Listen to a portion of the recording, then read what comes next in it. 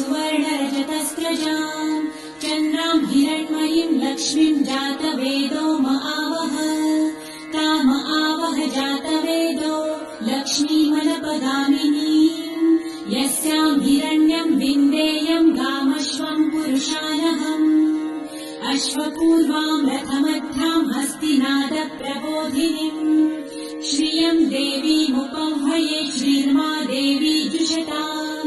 कासोऽस्मिताम् हिरण्यप्राकाराम् आर्द्राम् ज्वलन्तीम् तृप्ताम् तर्पयन्तीम् पद्मे स्थिताम् पद्मवर्णाम् तामिहोपह्वये श्रियम् चन्द्राम् प्रभासाम् यशसा ज्वलन्तीम्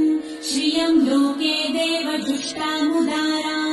ताम् पद्मिनीम् शरणमहम् प्रपद्ये लक्ष्मीर्मे नश्यताम् त्वाम् नृणे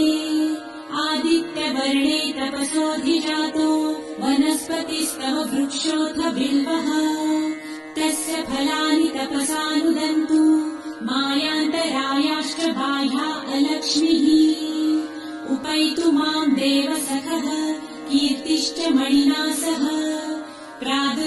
प्रादुर्भूतोऽसुराष्ट्रेऽस्मिन् कीर्तिमृद्धिम् ददातु मे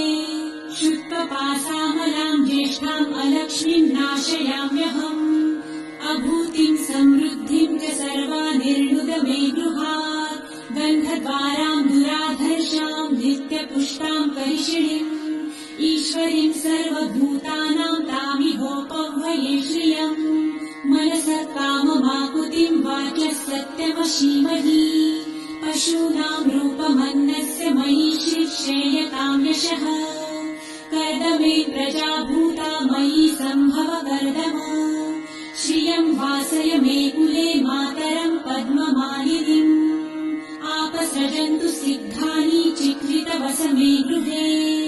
निज देवीम् मातरम् श्रियम् वासय मे कुले आर्द्राम् पुष्करिणीम् पुष्टिपिङ्गलाम् पद्ममालिनीम् चन्द्राम् हिरण्मयीम् लक्ष्मीम् जातवेदो महावह आर्द्राम् यकरिणीम् यष्टिम् सुवर्णाम् हेममालिनीम् सूर्याम् हिरण्मयीम् लक्ष्मी जातवेदो महावह काम आवह जातवेदो लक्ष्मी मनपगामिनीम् यस्याम् हिरण्यम् प्रभुतम्